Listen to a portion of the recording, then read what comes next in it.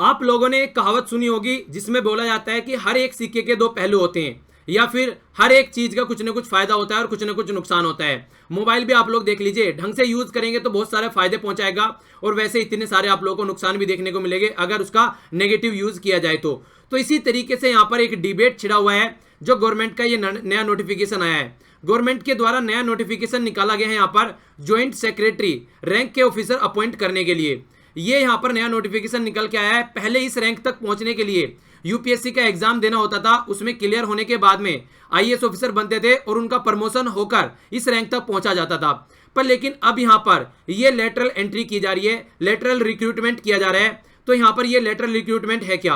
अगर आप लोगों ने इंजीनियरिंग की है तो आप लोगों को पता होगा कि जिस तरीके से सेकेंड ईयर में स्टूडेंट्स का एडमिशन किया जाता है जो पॉलिटेक्निक करके आते हैं या फिर डिप्लोमा होल्डर होते हैं, तो उसको लेटरल एंट्री बोली जाती है। मतलब डायरेक्ट सेकेंड ईयर में एंट्री की जाती है, वहां पर फर्स्ट ईयर कंप्लीट नहीं करना पड़ता है। ये माना जाता है कि इन्होंने डिप्लोमा कर रखा है, इतनी नॉलेज इनको है, तो इनको सेकेंड ईयर में एंट्री दे देते हैं।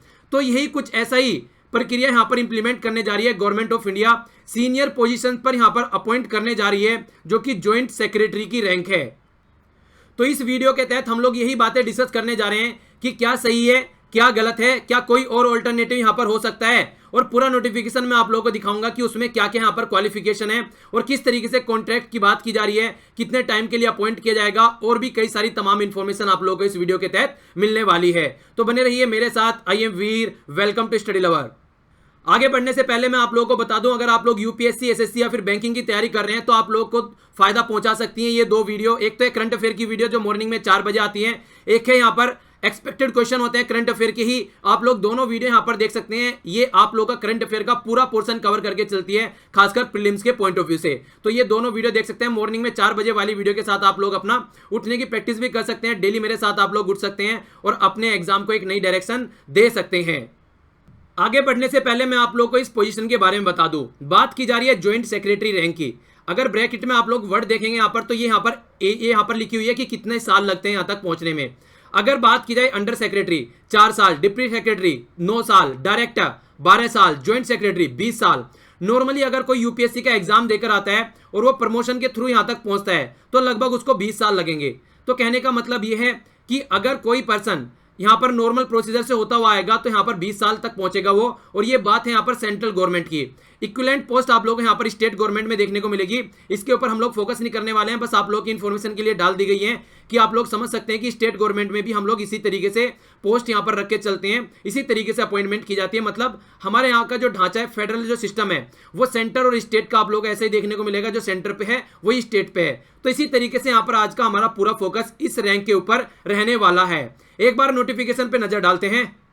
तो ये है आप लोगों के सामने हमारा ओरिजिनल नोटिफिकेशन जो कि निकाला गया है लेटरल रिक्रूटमेंट के लिए सीनियर पोजीशन क्या है यहाँ पर? ये है ज्वाइंट सेक्रेटरी की पोजीशन जो मैं आप लोगों को ऑलरेडी बता चुका हूँ। फोकस आप लोगों को क्या देना है कि यहाँ पर टैलेंटेड और मोटिवेटेड इंडियन नेशनल के लोगों को यहाँ पर अपॉइंट किया जाएगा। नेशनल की अगर बात करते हैं तो आप लोग जानते हैं रघुराम राजन जी के बारे में। रघुराम राजन जी को आप लोग देखने को मिलेगा कि यहाँ पर वो एनआरआई है, ठीक है। तो यहाँ पर सिटीजन नहीं बोला गया है, नेशनल बोला गया है। मतलब जो एनआरआई लोग हैं जिनके पास में अच्छी खासी नॉलेज है, अलग अलग एरिया का एक्सपीरियंस है, खासकर स्पेशलाइजेशन है, उन लोगों को यहाँ पर डायरेक्ट एंट्री देने की बात की जा रही है। बहुत सारे पुराने टाइम में भी आप लोग देख सकते हैं बहुत सारी ऐसी एंट्री की गई है। तो बहुत सारे लोग ऑलरेडी यहाँ पर आ चुके हैं। ऐसा नहीं है कि ये कोई नया कॉन्सेप्ट है।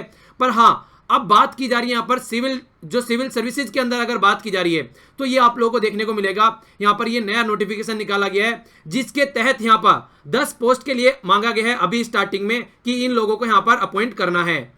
देखिए, जो मैंने आप लोगों को अभी हायरार्की दिखाई उसमें क्या होता है, नॉर्मली जो नीचे पोस्ट वाला होता है वो ऊपरली पोस्ट वाले को यहाँ पर जाकर रिपोर्ट करता है। जिस तरीके से ज्वाइंट सेक्रेटरी अगर यहाँ पर आता है तो ये देखने को मिलेगा सेक्रेटरी और एडिशनल सेक्रेटरी रैंक की मिनिस्ट्री और डिपार्टमेंट में यहाँ पर उसको जाकर एक तरीके से रिपोर्ट करेगा। तो 10 पोस्ट यहाँ पर निकाली गई हैं अलग अलग फील्ड में, रिवेन्यू, फाइनेंस के फील्ड में, या फिर इकोनॉमी के फील्ड में, agriculture, corporation, farming, welfare, road transport, shipping, environment के फील्ड में, renewable energy, civil aviation, commerce. ये सारे यहाँ पर जो लोगों को अपॉइंट करने की बात की जा रही है, ये सारे अपने अपने फील्ड के महारथी आप लोग बोल सकते हैं। मतलब अपने अपने फील्ड की इनको फुल नॉलेज होगी, स्पेशलाइज्ड नॉलेज आप लोगों को यहाँ पर देखने को मिलेगी इनको अपने अपने फील्ड की। तो उन लोगों को यहाँ पर अपॉइंट करने की बात की जा रही है। तो इसके लिए इन्होंने क्राइटेरिया क्या रखा है? क्राइटेरिया रखा है 40 साल यहाँ पर एज होनी चाहिए मिनिमम, ठीक है। अब जब यहाँ पर 40 साल मिनिमम एज होगी तो सीधी सीधी बात आप लोगों के माइंड में एक आएगी कि एक अच्छा खासा एक्सपीरियंस मांगा जा रहा है, ठीक है। तो नॉर्मली तो ग्रेजुएट देखने को मिलेगा और हायर क्वालिफिकेशन के साथ में यहाँ पर जो एज जो आप लोगों को मिनिमम एक्सपीरियंस है यहाँ पर आप लोगों को देखने को मिलेगा। प्राइवेट सेक्टर में भी 15 साल है, या फिर गवर्नमेंट में वर्क करता है ऑलरेडी पर्सन, वो कोई स्पेशलिस्ट है तो उसको भी यहाँ पर 15 साल का मिनिमम एक्सपीरियंस मांगा गया है। तो देखने को अगर आप लोग ऊपर देखेंगे यहाँ पर नॉर्मली 20 साल लगती है ज्वाइंट सेक्रेटरी की रैंक तक पहुंचने के लिए, पर यहाँ पर 15 साल का एक्सपीरियंस मांगा गया है। 15 साल के एक्सपीरियंस के बाद में पर्सन को ज्वाइंट सेक्रेटरी बनाया जाएगा। इसके अलावा आप लोग यहाँ पर एक कॉन्ट्रैक्ट देखने को मिलेगा, मतलब जो काम किया जाएगा वो कॉन्ट्रैक्ट बेसिस पर किया जाएगा। कॉन्ट्रैक्ट जो हो सकता है यहाँ पर 3 साल का रह सकता है, ठीक है, 3 साल का, अप टू द यहाँ पर जो एक्सटेंड किया जा सकता है 5 साल तक भी उसको एक्सटेंड किया जा सकता है। ये सब परफॉर्मेंस के बेस पर रहेगा, मतलब अगर लग रहा है कि पर्सन ढंग से वर्क करेगा और उसकी परफॉर्मेंस अच्छी रहने वाली है तो 3 साल से 5 साल तक इसको बढ़ाया जा सकता है। और इसके लिए जो यहाँ पर कंपनसेशन दिया जाएगा, एक तरीके से जो सैलरी दी जाएगी वो लगभग आप लोगों को देखने को मिलेगा 1.5 लाख से 2 लाख तक यहाँ पर ये सैलरी है।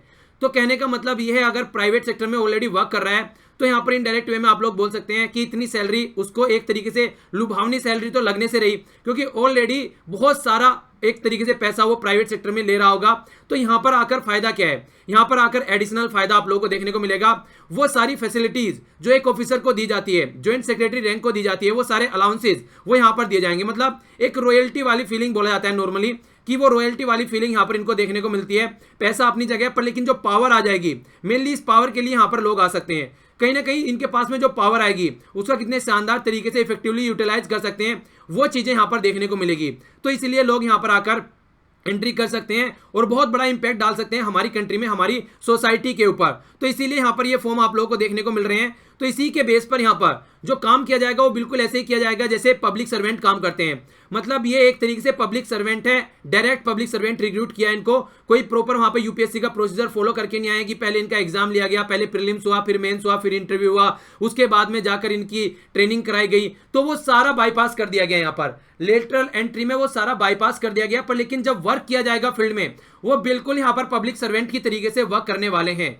और अगर कल को लगता है कि ये ढंग से वर्क नहीं कर रहे हैं, काम नहीं कर रहे हैं, तो टर्मिनेट भी किया जा सकता है इनको 3 महीने का मिनिमम नोटिस पीरियड देकर। मतलब इनको 3 महीने पहले बोल दिया जाएगा कि भैया आप लोग जो काम कर रहे हैं हम लोग उससे सेटिस्फाई नहीं है, और उसके बेस पर यहाँ पर इसको टर्मिनेट किया जा सकता है। तो ऐसा नहीं है कि ये दामाद बन जाएंगे यहाँ पर आकर। एक टर्मिनेशन का यहाँ पर एक ऑप्शन रखा गया है कि कल को अगर लगता है कि ढंग से काम नहीं कर रहे हैं तो इसको टर्मिनेट यहाँ पर किया जा सकता है कि इनकी परफॉर्मेंस के बेस पर। तो कैसे इनको शॉर्ट लिस्ट किया जाएगा, तो उसके लिए यहाँ पर एक सिलेक्शन कमेटी रहेगी जो यहाँ पर शॉर्ट लिस्ट करेगी कैंडिडेट को, और उसके लिए फॉर्म निकाले गए हैं। ये यहाँ पर फॉर्म है, आप लोगों को देखने को मिलेगा 30 तारीख यहाँ पर लास्ट डेट है। जिसको फॉर्म डालना है वो यहाँ पर फॉर्म डाल सकता है। और यहाँ पर कोई भी ऐसा देखने को नहीं मिलेगा कि फिजिकल फॉर्म यहाँ पर एप्लीकेशन नहीं होगा, सब कुछ ऑनलाइन देखने को मिलेगा। तो कहने का मतलब क्या है, जैसे यूपीएससी का प्रोसीजर होता है फॉर्म भरने का प्रोसीजर यही है, बस फॉर्म भरने का प्रोसीजर है। बाकी कोई भी यूपीएससी का पैटर्न फॉलो यहाँ पर नहीं किया जा रहा है। इनडायरेक्ट वे में ज्वाइंट सेक्रेटरी की रैंक पर यहाँ पर ऑफिसर्स को बैठाया जा रहा है। तो सबसे पहला क्वेश्चन आप लोगों के माइंड में क्या आ रहा होगा कि यार ऐसा क्यों किया जा रहा है। देखिए आज की डेट में आप लोगों को डिफरेंट तरीके की प्रॉब्लम देखने को मिलती है। जैसे आप लोग साइबर सिक्योरिटी की प्रॉब्लम देख सकते हैं, ठीक है। साइबर सिक्योरिटी की एक नई प्रॉब्लम आप लोग आज की डेट में सामने निकल कर आती है। अगर कोई आज की डेट में कोई क्राइम कर रहा है, कोई क्रिमिनल, वो अलग अलग तरीके की टेक्निक्स यूज करते हैं, ठीक है। पर लेकिन जो हमारे ऑफिसर्स होते हैं वो सारे आप लोगों को देखने को मिलेगा वो एक जर्नलिस्ट होते हैं, ना कि स्पेशलिस्ट। तो आईएएस ऑफिसर एक जर्नलिस्ट होता है। एक आईएएस ऑफिसर भले ही उसका बैकग्राउंड कुछ भी हो, उसे किसी भी डिपार्टमेंट में उसको अपॉइंट किया जा सकता है, ठीक है। तो इसलिए यहाँ पर एक जर्नलिस्ट पोस्ट रहती है। तो यहाँ पर जो ये एंट्री की जा रही है लेटरल, ये एक स्पेशलिस्ट पोस्ट की जारी है, जो कि हम लोगों ने 10 फील्ड देखे यहाँ पर। तो ये स्पेशलाइज इनके पास में नॉलेज होगी, उसको इफेक्टिवली यूटिलाइज करने का एक तरीका खोजा जा रहा है। क्योंकि बहुत सारे पर्सन ऐसे रहते हैं जिनके पास में एक शानदार नॉलेज होती है, अगर कंट्री के फायदे के लिए उसका कुछ यूज किया जा सकता है तो ये एक बहुत ही फायदेमंद आप लोगों को देखने को मिलेगा। पर लेकिन कई सारे सवाल और जवाब यहाँ पर निकल के आते हैं कि आखिर क्या, जिस तरीके से यहाँ पर यूपीएससी तो अब तक जान बचाए बैठी है, किसी तरीके से आज तक यूपीएससी पे कोई ज्यादा तोमंद नहीं लगे हैं और एक क्लीन प्रोसीजर यहाँ पर चला हुआ आ रहा है। तो क्या ये प्रोसीजर यहाँ पर क्लीन रहने वाला है? तो क्या यहाँ पर ये प्रॉपर वे में जो सिलेक्शन किया जाएगा ये बिल्कुल यहाँ पर ट्रांसपेरेंट रहने वाला है? उस मुद्दे पर पहले मैं अभी आऊंगा। पहले हम लोग थोड़ा स्पेशलिस्ट के बारे में जानते हैं। जिस तरीके से आप लोग स्वामीनाथन के बारे में जानते हैं, तो जैसे अगर बात करें यहाँ पर जैसे रघुराम राजन जी के बारे में भी आप लोग जानते हैं, ये अपने अपने फील्ड के स्पेशलिस्ट है। अगर एग्रीकल्चर की बात करी जाए, स्वामीनाथन जी को अगर अपॉइंट किया जाता है किसी डिपार्टमेंट में एग्रीकल्चर को संभालने के लिए, तो आप लोग समझ सकते हैं वो कितने शानदार तरीके से चीजों को लेकर आ सकते हैं, एग्रीकल्चर को किस तरीके से बढ़ावा दिया जा सकता है। बिल्कुल ऐसे ही आप लोग रघुराम राजन जी को देखा आप लोगों ने बैंकिंग सेक्टर में। जैसे ही वो वहां पर बैंकिंग सेक्टर में आए, एक अलग ही तरीके की आप लोगों को शक्ति देखने को मिली, पावर देखने को मिली बैंकिंग सेक्टर में। ऐसे ही आप लोगों ने देखा होगा मनमोहन सिंह जी को, ये भी सारे ऐसी ही एंट्री है। मनमोहन सिंह जी भी, जो इनको डायरेक्ट यहां पर पहले आरबीआई के गवर्नर थे, फिर उनको फाइनेंस मिनिस्टर बनाया गया। और जो बैलेंस ऑफ पेमेंट क्राइसिस था 1990s में, किस तरीके से वहां से निकाल के लेकर आए, तो आप लोग इनको एक तरीके से उस टाइम पर सुपरमैन बोला जा रहा था। तो देखिए, ये एक स्पेशलिस्ट ऑफिसर्स होता है जो इस तरीके के काम करते हैं। तो अगर आप लोगों को भी मैं बोलूं कि एक पर्सन है कि सारे सब्जेक्ट पढ़ाता है, थोड़ी थोड़ी नॉलेज सब सब्जेक्ट की है, एक पर्सन है कि वो स्पेशलिस्ट है पर्टिकुलर फील्ड में, तो आप लोग किसके पास में जाएंगे? आप लोग बोलेंगे कि हाँ यार, ये ज्यादा पढ़ा पाएगा क्योंकि ये गहराई से चीजों को समझा पाएगा। तो कहीं ना कहीं देखिए, फायदा तो है, स्पेशलिस्ट ऑफिसर का फायदा तो है कि यहाँ पर्टिकुलर फील्ड में कोई अगर प्रॉब्लम आ रही है तो वहां पर स्पेशलिस्ट ही होना चाहिए, क्योंकि जर्नलिस्ट जो रहेगा वो एक एवरेज अप्रोच आप लोगों के सामने रिप्रेजेंट करेगा, पर लेकिन स्पेशलिस्ट रहेगा वो सारी डायमेंशन जानेगा।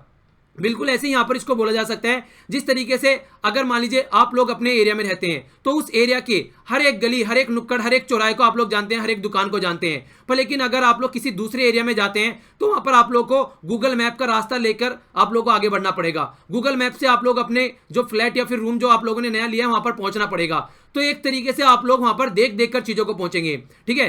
तो लेकिन अगर स्पेशलिस्ट है पर्टिकुलर एरिया के, तो कोई आप लोगों से पूछे कि हाँ वो एरिया कैसा है, यहाँ पर अगर रूम ले लिया जाए, ये कोचिंग सेंटर कैसा है, अगर आप लोग कोचिंग करके आ रहे हैं कहीं से, तो एक तो नॉर्मल बंदा है जो किसी कोचिंग में नहीं जाता है, उससे बोला जाए कोचिंग में जाना है, तो क्या बोलेंगे कि यार देख लो ये 3-4 कोचिंग के नाम सुने, किसी में भी जा सकते हो। एक बोले कि हाँ यार इस कोचिंग से मैं कोचिंग करके आया हूं, हर एक फैकल्टी का नाम आप लोगों को बताए, कैसे कैसे काम करे, सारी चीजें आप लोगों को बताए। तो इस तरीके से आप लोग देख सकते हैं, तो वो एक ज्यादा बेटर ऑप्शन रहेगा जो वहां पर एक्सपीरियंस करके आ रहा है उस पर्टिकुलर फील्ड में, उसको ज्यादा वास्ट नॉलेज है और वो ज्यादा एक्यूरेट रिजल्ट निकाल के ला सकता है। और जितनी एक्यूरेसी से काम किया जाता है आप लोगों को देखने को मिलेगा, इतना ही ज्यादा एफिशिएंट यहां पर रिजल्ट निकल के आएगा। इसके अलावा जैसे यहां पर जो एंट्री बोली जा रही है, जो बाहर के कैंडिडेट यहां पर आएंगे, देखिए मैक्सिमम ये प्राइवेट सेक्टर के लोग आएंगे।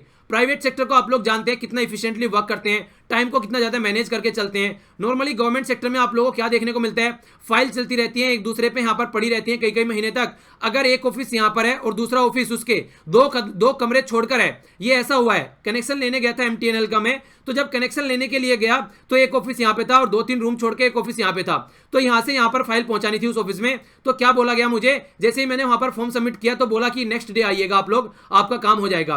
तो देखिए यहां से यहां तक फाइल पहुंचाने में बोला कि अभी यहां पर चपरासी नहीं है, वहां पर वो फाइल पहुंचाएगा, उसके बाद में वहां पर जाकर जो पर्सन है वो उसको देखेगा, उसके बाद में आपका कनेक्शन लगाया जाएगा। समझ सकते हैं आप लोग, एक ऑफिस जो कि वहां से ओनली एक कमरा छोड़ के है, वहां तक जाने के लिए भी नेक्स्ट डे बुलाया जा रहा है। तो इस तरीके से काम किया जाता है गवर्नमेंट ऑफिस में। पर लेकिन अगर प्राइवेट सेक्टर का कोई बंदा आएगा तो बिल्कुल कंप्लीटली फोकस करके चलेगा कि कितने शानदार तरीके से इसको इंप्लीमेंट किया जा सकता है। क्यों? क्योंकि वो एक इफिशिएंट वर्किंग एनवायरनमेंट में रहकर आ रहा है, वो जानता है कि किस तरीके से वर्क करना है, किस तरीके से कंपटीशन वहां पर होता है, तो वो सारी चीजें आप लोगों को देखने को मिलेगी। तो यहां पर एक तरीके से आप लोग कह सकते हैं गवर्नमेंट के अंदर का काम करने का तरीका चेंज हो सकता है, एक शानदार तरीके से काम किया जा सकता है। ये कई सारे फायदे देखने को मिल सकते हैं अगर यहां पर प्राइवेट सेक्टर का बंदा कोई काम करने के लिए यहां पर आता है।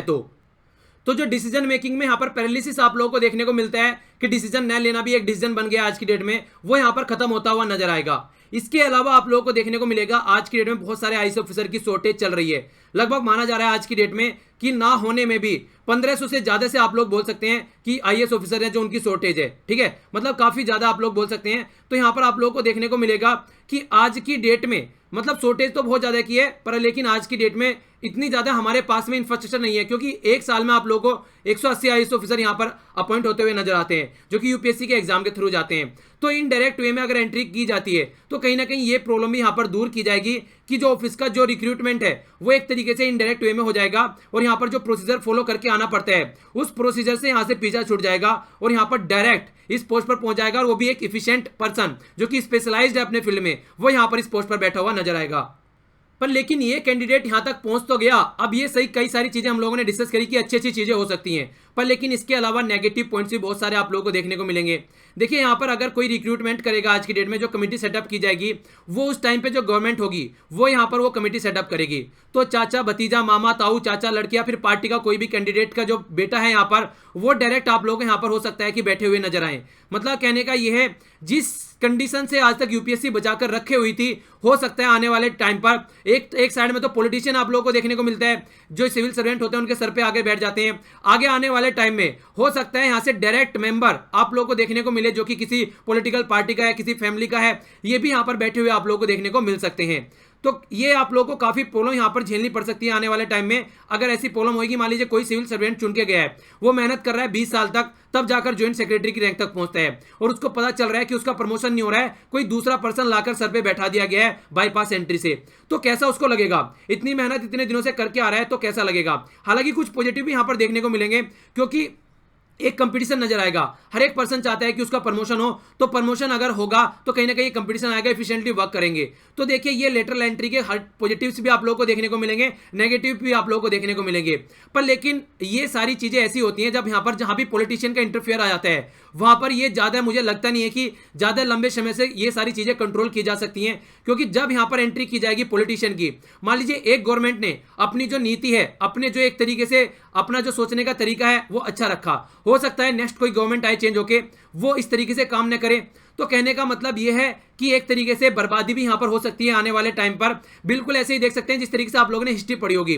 हिस्ट्री में जब तक अकबर जैसे राजा रहे, बड़े बड़े राजा जो कि अपना एक इतना बड़ा एम्पायर चला के चलते थे, वो रहे, अशोका जैसे राजा रहे, तब तक तो काम चलता रहा। पर लेकिन जैसे ही उनकी एंट्री वहां से खत्म हुई, उनके जो बच्चे आने स्टार्ट हो गए, उनके नीचे जो दूसरे राजा आने स्टार्ट हो गए, जैसे ही वो वहां से निकले, तो आप लोग देख सकते हैं मुगल जैसा राज्य भी खत्म हो गया, दिल्ली सल्तनत खत्म हो गई। तो कहने का मतलब ये है कि कल को बहुत सारे यहां पर नेगेटिव चीजें देखने को मिल सकती हैं अगर यहां पर इसको प्रॉपर वे में सिक्योर नहीं किया गया, प्रॉपर वे में एक इस तरीके से नहीं बनाया गया कि बिल्कुल ट्रांसपेरेंट रखना है। बिल्कुल जिस तरीके से यूपीएससी की आज की डेट में क्रेडिबिलिटी है, कोई कैसा भी पर्सन क्यों ना हो, चाहे कोई किसान का बेटा हो, कोई रिक्शा वाला हो, चाहे कोई भी क्यों ना हो, जो कि झोपड़ी में कोई रहता हो, उसको यह पता है कि यूपीएससी की तैयारी करूंगा तो यहां पर उसके साथ में कुछ गलत नहीं होगा। मतलब कहने का ये, अगर वो मेहनत करेगा तो उसकी मेहनत यहां पर उसको वसूल हो जाएगी। तो ये बातें यहां पर नॉर्मली देखने को मिलती है यूपीएससी का एग्जाम देते हुए। पर क्या ये इस तरीके की इंटीग्रिटी, इस तरीके की ट्रांसपेरेंसी यहां पर बना के रख पाएंगे? ये बहुत बड़ा क्वेश्चन मार्क यहां पर लगाता है। और कल को आप लोगों को यहां पर एक कॉन्फ्लिक्ट भी देखने को मिल सकता है, जो यहां पर नॉर्मल रिक्रूट होकर आए हैं सिविल सर्वेंट, उनके बीच में और जो लेटरल एंट्री है उनके बीच में। तो काफी कॉन्फ्लिक्ट भी यहां पर देखने को मिल सकता है। एक तरीके से सप्रेस करने की कोशिश की जाएगी एक दूसरे को, क्योंकि दोनों का अलग अलग एरिया है और दोनों का अलग अलग बैकग्राउंड है। पर लेकिन कई सारी बातें और भी देखने को मिल सकती है। देखिए यहां पर ये 3 साल से 5 साल के लिए लेके आया जा रहा है, तो यहां पर एक तरीके से इंडिपेंडेंटली वर्क भी कर सकता है। हो सकता है कि किसी का प्रेशर ना माने, क्योंकि जो सैलरी यहां पर दी जा रही है 1.5 से 2 लाख रुपए की, ये यहां पर प्राइवेट में अगर कोई जॉब कर रहा है उसके लिए कोई बड़ी बात नहीं होती है यहां पर ये, ठीक है। तो वो हो सकता है कि अच्छे मन से आए, अच्छा काम करे बहुत सारा। जिस तरीके से आप लोग देख सकते हैं मनमोहन सिंह जी को आप लोग देख लीजिए, या फिर रघुराम राजन जी को आप लोग देख लीजिए, और भी कई सारे तमाम उदाहरण आप लोगों को मिल जाएंगे जिन्होंने शानदार तरीके से काम किया है अपनी पोस्ट पर रहकर। तो इस तरीके से अच्छा भी हो सकता है और बुरा भी हो सकता है। अब यहां पर एक सजेशन और दिया जाता है। नॉर्मली अगर आप लोग न्यूज़पेपर के कई सारे आर्टिकल उठाकर देखेंगे तो एक बात और निकल के आती है कि जिस तरीके से आप लोग ये बाईपास एंट्री करके आ रहे हैं, आप लोग इस बाईपास एंट्री को एक तरीके से और अवॉइड कर सकते हैं। वो कैसे? आप लोग बोल रहे हैं कि आप लोग को स्पेशलिस्ट चाहिए, ठीक है, तो आप लोग जो हमारे ऑलरेडी आईएएस ऑफिसर हैं, सिविल सर्वेंट है, आप लोग उनको स्पेशलिस्ट बना सकते हैं, उनकी ट्रेनिंग करवा सकते हैं 4 से 5 साल की किसी पर्टिकुलर फील्ड में। तो हो सकता है कि यही कल को इतनी ज्यादा स्पेशलाइजेशन इनके पास में आ जाए कि ये उस फील्ड को आराम से टैकल कर सकें। तो देखिए क्योंकि इनके पास में एक वास्ट एक्सपीरियंस होता है, तो डिसीजन मेकिंग कैपेबिलिटी तो नॉर्मल सी बात है कि इनके पास में ज्यादा होगी, क्योंकि अलग अलग सेक्टर है, एक मैनेजमेंट की पोस्ट है, यहाँ पर एक मैनेजर की तरीके से काम करते हैं। तो कल को अगर एक साइड में एक मैनेजर है और मैनेजर के पास में कोई स्पेशलाइज्ड फील्ड है और एक साइड में कोई एक स्पेशलाइज्ड पर्सन है, तो यहां पर कौन ज्यादा अच्छा डिसीजन ले पाएगा? तो यहां पर ज्यादा अच्छा डिसीजन ले पाएगा ये मैनेजर। क्यों? क्योंकि मैनेजर के पास में हर एक फील्ड का, क्योंकि हिस्ट्री, इकोनॉमी, ज्योग्राफी, ये सारी चीजें पढ़कर आया है ये पर्सन, तो इसके पास में सारी चीजों का एक वास्ट एक्सपीरियंस है। हर एक चीज के बारे में ये कुछ ना कुछ पॉजिटिव्स और कुछ ना कुछ नेगेटिव्स जानता है। तो जब डिसीजन लिया जाता है यही देखा जाता है कि पर्टिकुलर एरिया में क्या अच्छा है और क्या बुरा है, उसके बेस पर यहां पर डिसीजन लिया जाता है, ठीक है। तो अगर आप लोग अपने ही आईएएस ऑफिसर को ट्रेन करते हैं उस लेवल पर, तो ये ज्यादा बेहतर तरीके से डिसीजन लिया जा सकता है। तो एक ये भी बात यहां पर बोली जा रही है, इसलिए भी यहां पर क्रिटिसाइज किया जा रहा है इस पर्टिकुलर पोस्ट को। तो ये कई सारे यहां पर एक तरीके से प्रोज और कॉन्स आप लोग यहां पर बोल सकते हैं इन दोनों डिसीजन के ऊपर। हालांकि अगर आप लोग गवर्नमेंट के कुछ डॉक्यूमेंट उठा के देखेंगे, जैसे एआरसी की रिपोर्ट है, तो वहां पर रिकमेंड किया गया है कि लेटरल एंट्री होनी चाहिए, कंपटीशन बढ़ता है, अच्छा एफिशिएंटली वर्क करेंगे। क्योंकि एक बार को कोई यहां पर चुन के आ जाता है, आईएएस ऑफिसर बन जाता है, तो आप लोगों को देखने को मिलेगा इफिशियंसी बहुत कम हो जाती है, क्योंकि लगता है कि हाँ बन गए, अब कोई हटाने वाला तो है नहीं। तो कहीं ना कहीं जिस तरीके से लेटरल एंट्री यहां पर की जा रही है, इसी तरीके से एग्जिट भी यहां पर होना चाहिए। मतलब एग्जिट फिर उस तरीके से होना चाहिए कि अगर कोई इफिशिएंटली वर्क नहीं कर रहा है तो परफॉर्मेंस के बेस पर भी यहां पर एग्जिट भी होना चाहिए फिर, ताकि यहां पर एक तरीके से इफिशिएंसी बढ़ाई जा सके। तो लेटरल एंट्री न करके यहाँ पर एग्जिट आप लोग कर सकते हैं, और जो आईएएस ऑफिसर हैं उन्हीं को यहाँ पर स्पेशलिस्ट आप लोग बना सकते हैं। तो कई तरीके के ऑल्टरनेटिव यहाँ पर खोजे जा सकते हैं, जिसकी वजह से कल को अगर यहाँ पर इस पोस्ट को अगर ढंग से इंप्लीमेंट नहीं किया जाता है, ढंग से रिक्रूट नहीं किया जा सकता है, उसको यहाँ पर गलत तरीके से अगर यूटिलाइज किया जाता है, तो उससे बचने के लिए और भी ऑल्टरनेटिव यहाँ पर सामने निकल कर आते हैं। तो ये यहाँ पर कंप्लीट आर्टिकल था। आप लोग अपना व्यू बताइए, आप लोगों को क्या लगता है कि ये पॉजिटिव है, क्या ये सही है या फिर गलत है? अपना व्यू बताइएगा आप लोग कि आप लोग क्या सोचते हैं इसके बारे में, क्या ऐसा होना चाहिए या नहीं होना चाहिए। बाकी आप लोग यहाँ पर फेसबुक पर फॉलो कर सकते हैं, जो ये मैंने आप लोगों को अभी बताया है, ये कंप्लीट पीडीएफ आप लोगों को यहाँ पर मिल जाएगी। टेलीग्राम भी ज्वाइन कर सकते हैं, यहाँ पर भी पीडीएफ आप लोगों को मिल जाएगी। सारे लिंक आप लोगों को वीडियो के नीचे मिल जाएंगे। इसके अलावा पॉलिटिकल लेक्चर अगर किसी ने नहीं देखे, कोई नए स्टूडेंट्स हैं, तो पॉलिटिकल लेक्चर देख सकता है। तो ये था हमारा कंप्लीट डिस्कशन। आप लोग अपना व्यू जरूर रखिएगा। मैं सारे कमेंट पढ़ता हूँ A to Z। हाँ, ये बात है कि रिप्लाई नहीं कर पाता हूँ इतने सारे कमेंट के, पर पढ़ते सारे कमेंट हो, तो पता लगेगा आप लोगों का सोचने की प्रक्रिया क्या है। अपना कमेंट आप लोग जरूर करिएगा। ओके, तो मिलता हूं नेक्स्ट वीडियो में। अपने आसपास सफाई रखिए, पानी और पेड़ पौधों को सेव कीजिए। पॉलिथीन और प्लास्टिक बैग वगैरह आप लोगों को यूज नहीं करने चाहिए, और जो कोई यूज करता है उसको भी समझाना चाहिए। और अगर आप लोगों को टाइम मिलता है तो किसी को पढ़ाइए जरूर। तो आज के लिए इतना ही। Thanks a lot for listening. जय हिंद।